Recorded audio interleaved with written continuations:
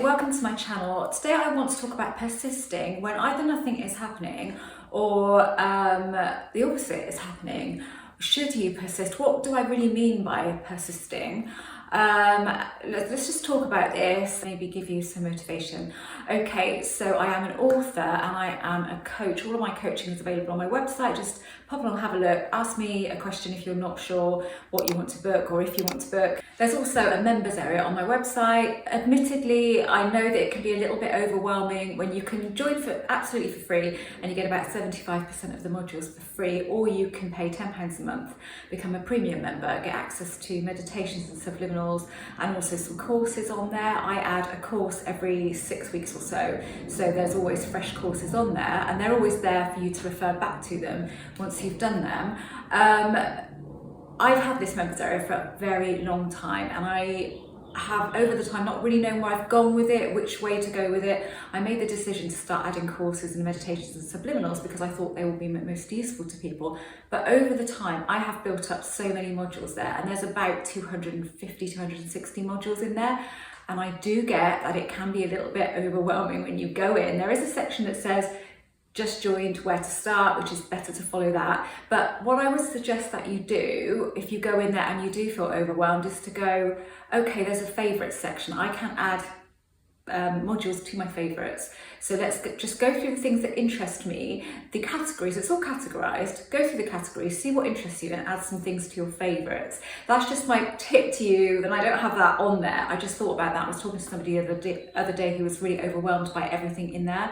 And then she felt like she'd really organised herself and she was getting on board with it then and enjoying it. So you can do that for free. There's tons of stuff in there for free. You don't have to pay. But if you do pay that £10 a month, you get some email support, which isn't email coaching by any stretch. But if you are looking at a module and you have a question about it, you can fill in a little form to the side of that and ask me a question. I will come back to you within about 3 days or so. Sooner if I can, but if not, it will be about 3 days. So there's that. There's some discount on Zoom coaching. There's not discount on email coaching, 4-week email coaching plan, but there is discount on Zoom coaching. Okay, I'm going to stop there because I could really go on and on about that. Just pop along, have a look, sign up for free and see what you think. That's the best option there. Okay, right, persisting when you can't see anything changing on the outside. Or you can see the opposite happening. You're thinking, what the hell, what is going on? Reality is always going to deliver to you what you are feeling. And if you're feeling the lack of something, observing that you don't have it, you will be in the energy of not having it. And that is what you will be getting delivered back. So that's why there comes a point when you have to understand that the question and the answer are on two different frequencies. So if you keep asking, you can't receive. You have to allow yourself to receive. Now, you want something in your life. Let's just go with a person. So you want a specific person in your life and you're getting bits and bobs from them. So you're getting a little bit of contact from them, but not as much as you want. Okay, so how would you work with persistence in that way? So what you would do is, let's say you've had experiences with them in the past. You wouldn't go back to those experiences. You just ditch those negative experiences from your mind. You tell your subconscious to disregard all of that and you are not going to go down that road. So you don't ruminate on anything like that. When you see something that you don't like from them, they behave in a certain way, you don't like it, you disregard it. You can even say the word disregard. I'm all up for that. I love that word. Disregard, it's like a safety net. Tell yourself to disregard it and then do not think about it. Do not bring it into your reality to grow it and to make it into something huge. So to grow the energy so you see more of it. You don't want to see more of it, so you just ignore it. You ignore it. I mean, if somebody says something awful to you or behaves in a really bad way, then you need to call them out about that for sure. We need to work with ourselves as human beings too, but then you don't go on about it. You don't keep thinking about it. You don't keep feeling it. If you still want this person, you have to ditch all of that stuff. You have to know that all it can do is have what you would consider a negative impact, because all it can do is show back to you. So if you ruminate on something that they say that you don't like and you try to work out why they said it in a rational sense, Did they say it because of this? Did they say it because of that? All that you are doing is growing that energy, is giving momentum to that energy, so that reality has to show you evidence that you are right. This is how they feel, this is what they think, and it's not what you want. So you have to bring it back to what you want. So the main thing you need to do is just not ruminate, not bring up the past in your mind, not go over things, because it's the past, and then it becomes a circumstance that starts mattering to you because you start giving it attention. So you basically don't give that stuff attention. You know what you want, so you have a bit of a laser focus on what you want, as in, this is inside of me, this is already there, I've already created it, this is what I want. This and this does not help me get what I want, so I am going to stop doing this. So you tell yourself to stop doing that, and all you're really doing is persisting in the idea of the thing that you want, but not all the time, not thinking about it. You have to allow reality to move for you, and it can't move for you if you hold it in place by feeling the frustration of it not being here, feeling the frustration of things not changing. You literally have to go with the flow of life. Again, this is something I've mentioned so many times, and I'm really sorry, but some of you, I have had quite a lot of new subscribers lately, so you wouldn't have heard this probably. But when I first got together with Jeremy, we hadn't been together that long, but I considered it to be a relationship. I thought it was. And then he came out and told me that it wasn't, that he didn't want to be in a relationship. That wasn't what he wanted. He didn't want a serious relationship. There was kind of somebody else in the mix at the start, and I don't know whether she was still in the mix there. I didn't even ask the question because I just thought I'm the better option. I did truly believe that, I have to say. So I didn't get, and I knew it wasn't anything serious. I knew it wasn't anything serious because I was very good friends with one of his very good friends, so I knew the whole situation, and it wasn't a serious thing. Anyway, so he tells me this, so it threw me completely in the moment, and I thought it was a relationship, and I felt really gutted because I thought, oh my God, like how deluded am I, But I didn't hang around with that feeling. I knew that wouldn't serve me. I mean, this was a long time ago. I didn't know what I know now, but I did intuitively know that it would not serve me to worry about it, to stress about it. I knew what I wanted. I knew I wanted to be with him. I wanted to be in a relationship with him, and I was fairly confident that he would change his mind. I thought, well, he'll just change his mind, and that was the road I went down. He'll change his mind. I didn't ruminate on him saying that. I might have thought about it once more, but I just carried on with my life, and I carried on just doing what I wanted to do. I didn't prioritize him at all. So if I had another plan and then he wanted to see me, I would say, no, I'm doing this.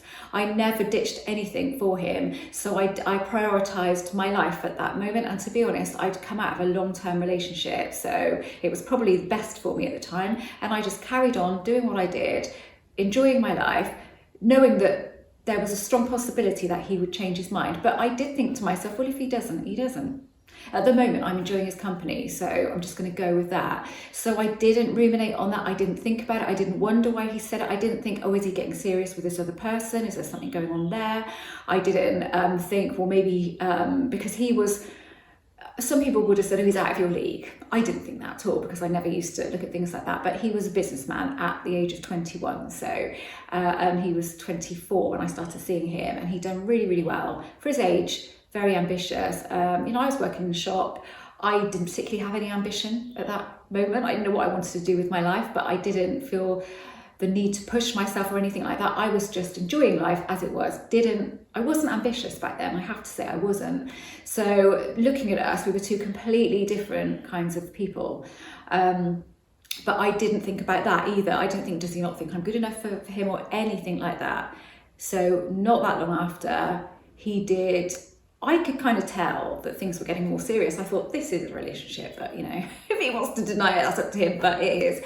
And then he did it got serious from that point. And after 7 months, he did ask me to get engaged to him, so there you go. But again, it came down to not ruminating and being steadfast in what I wanted, but also thinking to myself, I'm going to be all right if this doesn't happen. I'm going to be fine. So I had that going on too. And that's kind of what you need to cultivate. If this doesn't happen, I will be okay. Why wouldn't I be? I'm a smart person, I'm this and that, big yourself up. You will be okay whatever happens. And if you can get into that feeling state, I'll be okay whatever, but this is what I want. But I'm not gonna get that if I'm thinking about this, this, and this, which is negative, which is not in line with what I want. So which means I'm not in alignment with what I want. That word again, but it is a good word, isn't it? If you're not in alignment, then you've got no chance of sustaining anything, even if you get little snippets of it. So it is about persisting in the idea and not giving any attention to the stuff that doesn't help you.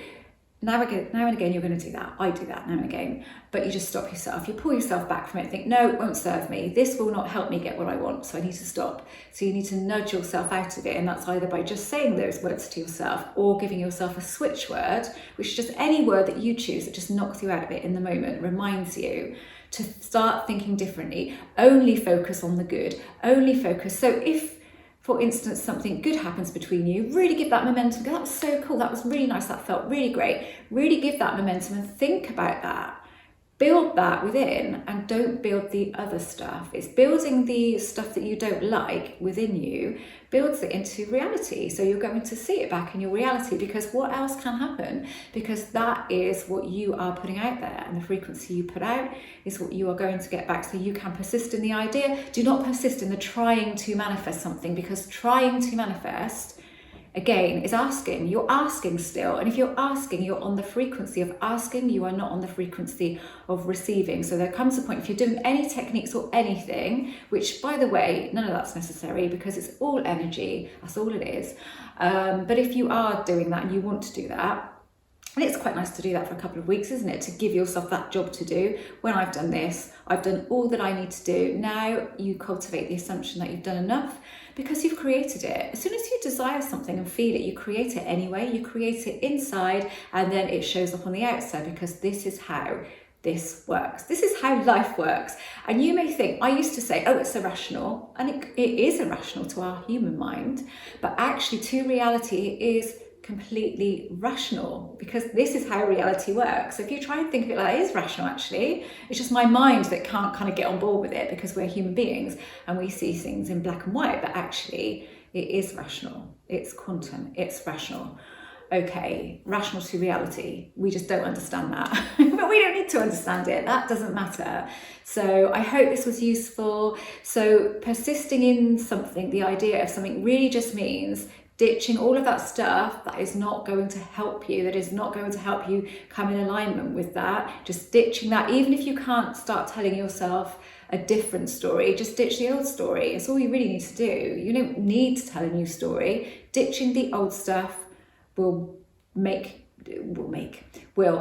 that new stuff to come in, will allow your reality to change.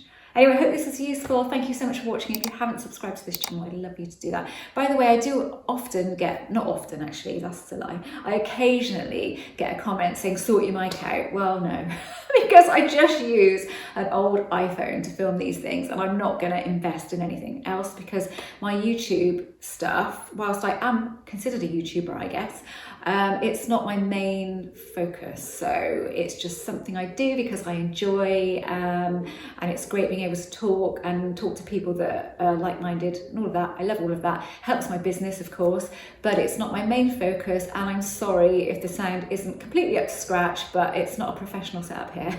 My iPhone is like, I think it's I don't know what it is. I think it's an iPhone 6. I always get hand-me-downs because we have a web development company and also an app. We develop apps and stuff. And so we try things out on various different phones, and so I'm always getting the ones that are done with. So at the moment, I've had this iPhone 6 for so long, and I can't even get Spotify on my car with it because it's so old. So yes, the mic probably isn't up to scratch, but I try to edit it as best as I can in Premiere, so I do turn the volume right up when I'm editing so that you can control the volume. I guess it just sounds a bit tinny, but I'm sorry about that. But there's nothing I could do about that at the moment until I get the next hand-me-down, which I will be getting in September, which is an iPhone 14. So that should be much better, shouldn't it? Let's hope. Okay, anyway, thanks for watching.